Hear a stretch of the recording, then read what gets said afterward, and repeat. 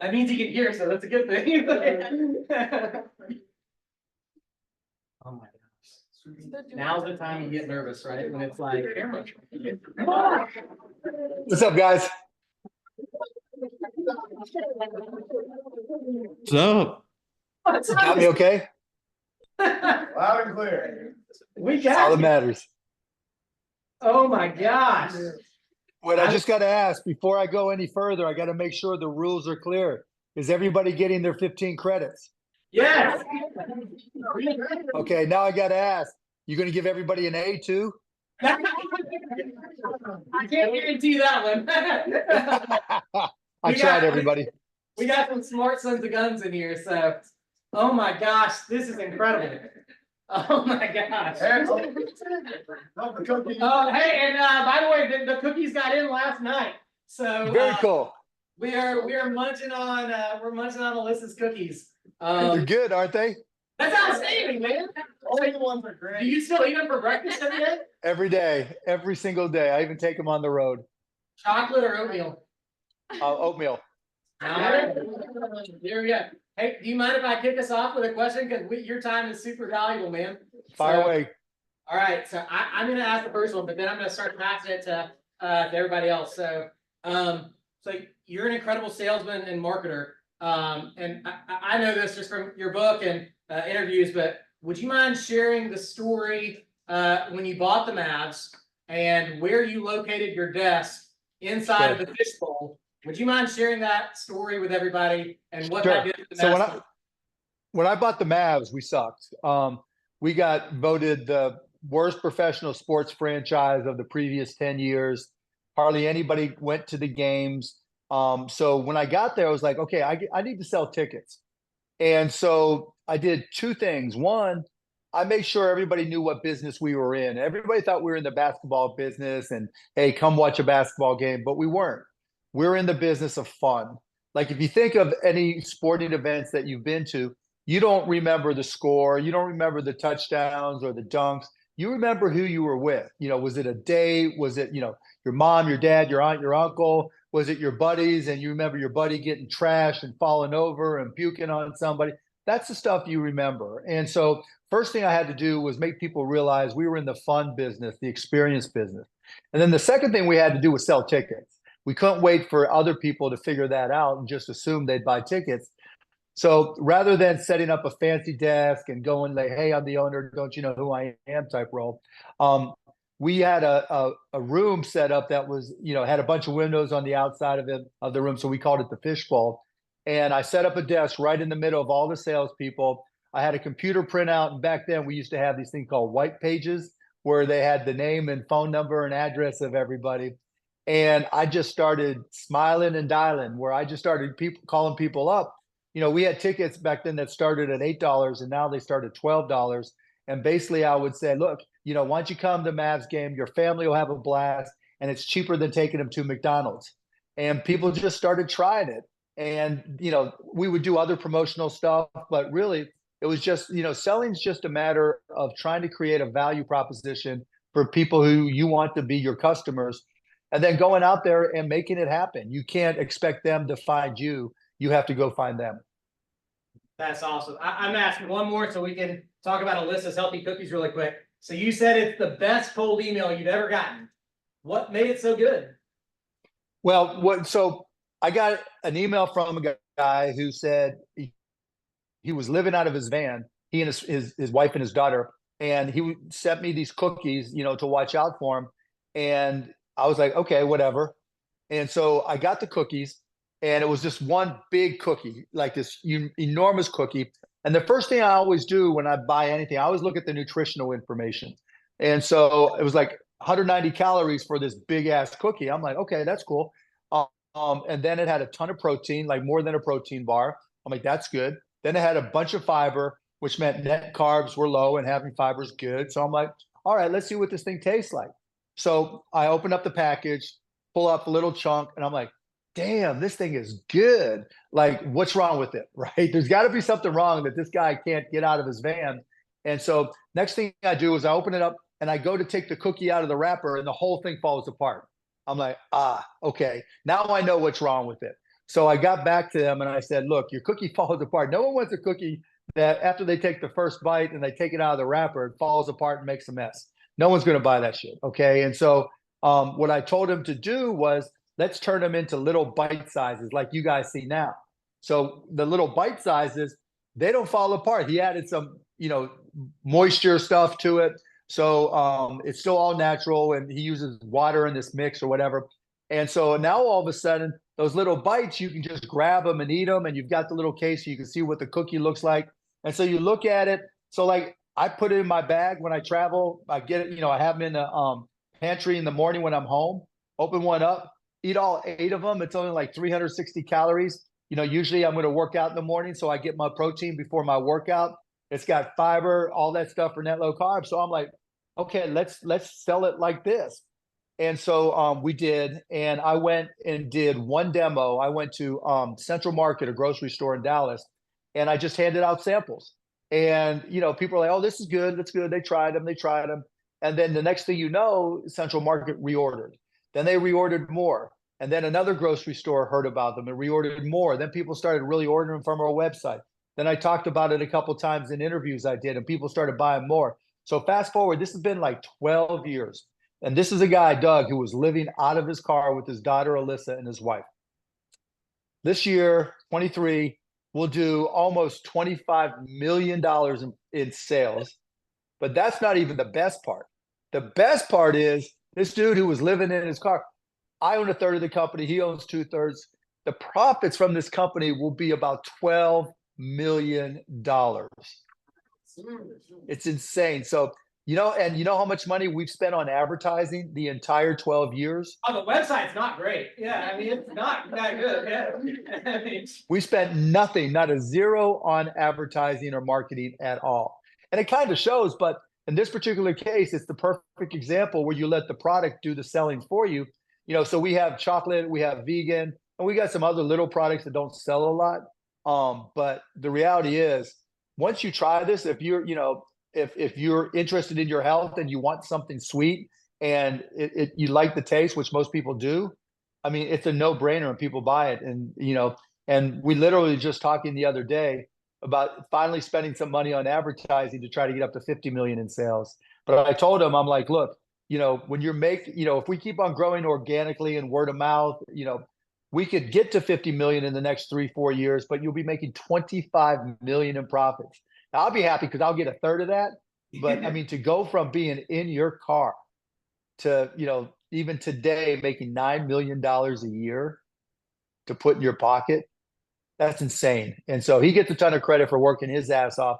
But sometimes, and it goes back to the Mavs as well, you got to know what business you're in. Sometimes people just look at a product and say, okay, we're in the basketball business. Or they'll look at cookies and say, we're in the cookie business. No, we're not in the cookie business. People look at that nutritional label, right?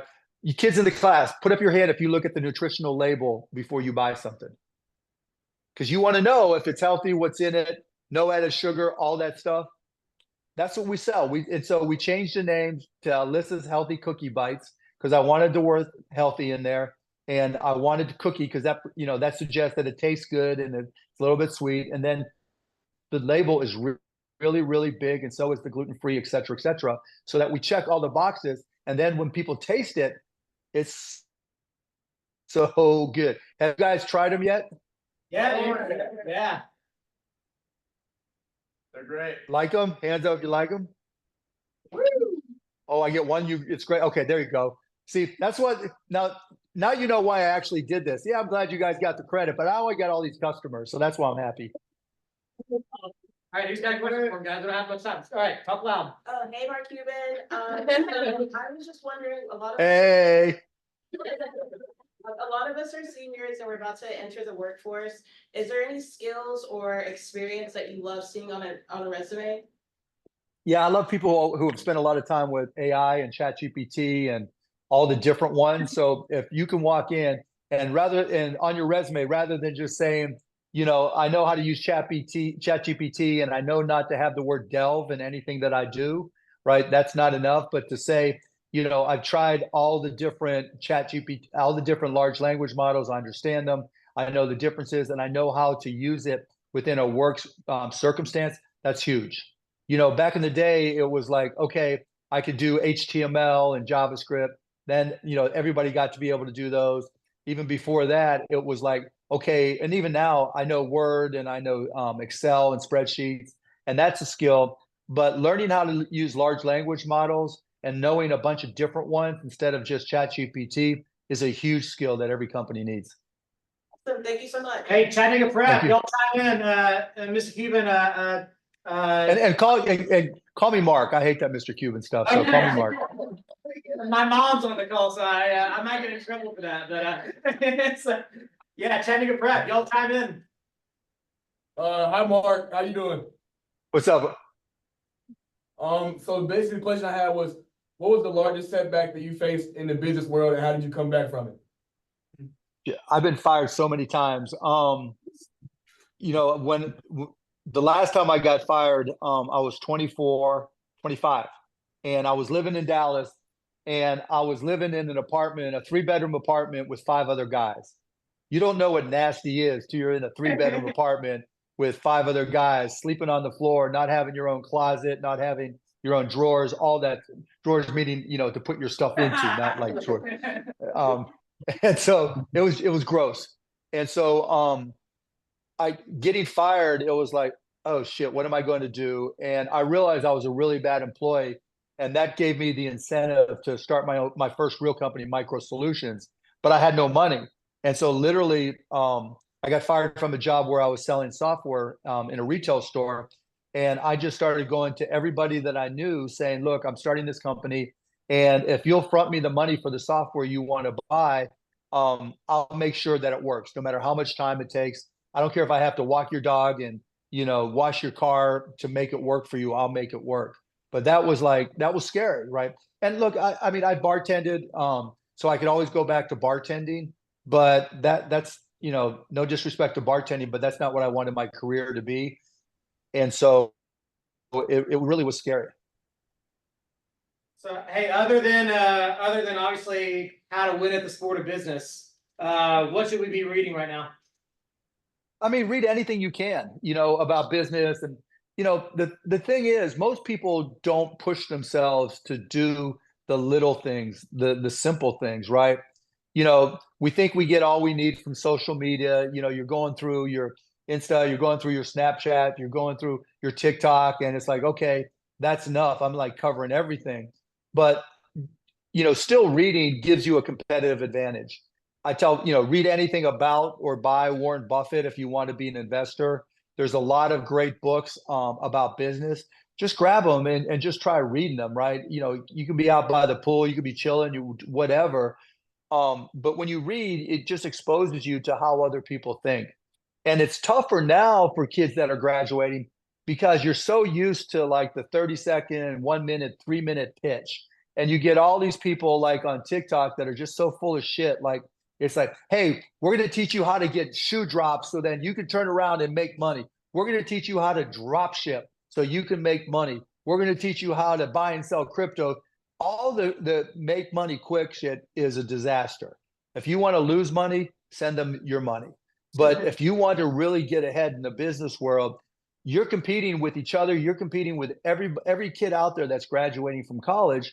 And to give yourself an edge, the more you learn, the more skill you can give yourself, the better off you'll be. You just got to be careful. Just like, when I was coming up, it was like, okay, it was really easy to get caught up on the internet or television and, just be watching stuff instead of reading. But I've always had to try to force myself to read every single day because I really believe that's what gives me a competitive advantage. Hey, Mark, you're being really generous with your time. Can you make sure to give us like the 2-question warning? Yeah, we're cool. We're good. Awesome, guys. Somebody chime in. Yeah, go ahead. If you could go back to being 20 years old, what kind of small business would you invest in? Now you mean, or back then? Now. Now, the two things that I would do. So if I woke up and I was 20 years old and just knew what I knew in college, the two things I would do is I would teach myself how to write scripts in Alexa. you know, if you show your hands, if you have Alexa at your house or at home, right? Not everybody, but enough people. And you probably never written a script for it. It's so easy to write Alexa scripts. And I think, because so many cars and companies can use voice automated commands to benefit their business, I would be charging $25 to $50 an hour teaching people how to do Alexa scripts. That's one. And two, like I said earlier with ChatGPT, there's so many ways small to medium sized businesses can use large language models like that, where you don't even have to be a computer science major. You don't have to know how to write programs and write agents and all that kind of stuff. You just have to know how to use it, and you have to try to understand the businesses you can help. And if you can do those two things, you can make good money right now. But when I say that, learning Alexa and learning how to use ChatGPT are probably the easiest parts of it. The hardest part is reading enough about business so that you can walk into any business anywhere in the country and say, okay, I'm walking into a shoe store. I know how shoe stores work and how they make money. I'm walking into this accounting firm. I know how they make money, because unless you know how they make money and what makes them productive, you're not going to understand how to use those technologies in a way that helps them enough for them to want to pay you. But if you can figure out how to make it work and understand those businesses, bam, you can crush it. Like right now, you can make some really good money just being able to do those things. Thank you, Mark. Uh-huh. Hey, Mark, besides business related, what's something that you know now that you wish you knew when you first graduated college? That getting trashed every night was going to mess me up. Yeah, I went hard. That's for damn sure. It sounds like right? you've been to Shady's Corner here in Chattanooga. Yeah, right? No, I used to go hard, and I think I went too hard, and now I'm paying for it. That's awesome. Go ahead. Mark, I just was thinking it can be often overwhelming to start in a new career field. How would you recommend building up confidence and presence in the workplace? Yeah, when I graduated from college, I was broke. And so I had only one direction to go, and that was up. And that's kind of the way I looked at it. I looked at it like I borrowed a lot of money to pay for school. So I was paying to learn. But after I graduated, no matter what the job, I was getting paid to learn. And so when I was working as a bartender and a bar back, I wanted to be good at those jobs, which is always important. But I also tried to pay attention to, how that bar worked, and they were part of a chain, and what can I learn about that business? And then I worked for a bank. What can I learn, at that bank? And then I worked for the software company that I got fired from. What can I learn from that? And I had some other jobs. And every time I got that job, I wasn't looking at it as a career, like, okay, I'm going to work here 50 years and retire and get a gold watch and all that nonsense. It was like, I'm getting paid to learn, and I'm going to learn as much as I can about these businesses, and I'm going to get really good at my job. And if I'm really good at my job, then I can get ready to go when I get to my next job, I'll be even better. And then when I get to my next job. And so I guess the bigger point is, you don't need to have the perfect job. You don't need to have a great job. You just need to have a job where you're learning. And if you're learning, you're getting way ahead of the game, because you guys are like NBA free agents with contracts that come up every year. We're like NIL now. There's always a transfer portal. You guys get to go into the transfer portal every single year to find a new job if you want to. If you love your job, you keep it. If you're learning and you think it's preparing you for something bigger and that you want to accomplish with your life, you stay with it, go for it. But you don't have to stress, because if it's a messed up job, you go to another one. And, and I get that it may not be easy coming out of college. Like, I graduated a long time ago, but when I graduated from Indiana University, the unemployment rate in the state of Indiana was 20%. I mean, it was a mess, and getting a job was hard. And so it was just like, I would just grab anything I could. And so even now, just grabbing anything you can rather than looking for your dream job, because you can keep on looking. I mean, it's so easy to have, whether it's LinkedIn, whether it's all the job sites, whether it's all the, alumni stuff you guys got available. There's so many ways to keep your eyes open to future jobs, that it's okay to not have the perfect job when you first get started. Mark, what are you doing this year personally to be a better leader? I've got a company, costplusdrugs.com, and if any of you or your families need any type of medications, you go to costplusdrugs.com, you put in the name of the medication, and we show you our cost, we show you our markup, or everything, so that it's the first time anybody's been transparent when it comes to the cost of medications. And so when you talk about being a better leader, trying to grow that company when it's basically us against these behemoth big pharmacy companies, not even the manufacturers, but like the insurance companies and these things called PBM, fighting them and trying to kick their ass is a blast. And so being a leader means being able to take the people that I work with and make sure they're aligned in our mission just to fuck up the pharmaceutical industry and fuck up healthcare. And, it's fun when you get to go to work and say, okay, what's our job? Our job is to fuck up healthcare. I mean, and sometimes being a leader is just being honest and just getting right to the point and making sure everybody in the company is aligned with that. And so by being honest and transparent and introducing that to an industry that doesn't have it, that's how I'm trying to be a better leader and trying to have an impact. That's awesome. We got you for a few more Yeah, two more, and then I gotta go. right here. Howdy, Mark. What is a really important question that not enough people ask you? There is none. Like, I don't know. I haven't been asked it yet. Iman, go. Hi, Mark. So what gets you out of bed every morning? I love to compete. I love to compete. I used to be the young one when I started my first company, and I'd walk into doors and they'd be like, what's this kid doing here? What the hell do you know? Why are you here? Why is it you? Bring in somebody that's older that knows what they're doing. And I had to stand up for myself. Now I'm the older guy, and I got, UTC guys, starting companies and wanting to try to kick my ass. I'm like, come on, bring it on.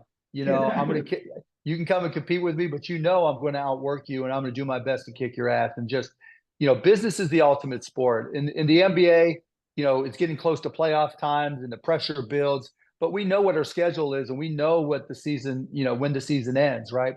And we know who we're playing, and we can scout them and all that. In business, you're competing 24/7 by 365 against somebody you don't even know, right? It could be one of you all in this audience saying, okay, I've got a better idea for selling medications, and I'm going to just go torch Mark. And so that competition is what gets me excited. I love getting up, just, saying, okay, let's compete. That's awesome. All right, two selfish things as we wrap up, because you've been really generous with your time. We promised you $2,000 that anywhere you want. Where's it going to go? You guys go have a huge party. That's more important. I just want an invite and pictures. That's all I care about. Done. All right. Last thing is we need to teach you how to do the Go Mox sign really quick. So imagine you're like a Texas Longhorn with your right hand, and then turn it to the side to make a C and say Go Mox. Oh, there you go. See, I went to Indiana. We just turned that one more time and go. Thank you so much, man. You Appreciate it, guys. Thank you. See you next time. Should I parlay the meth?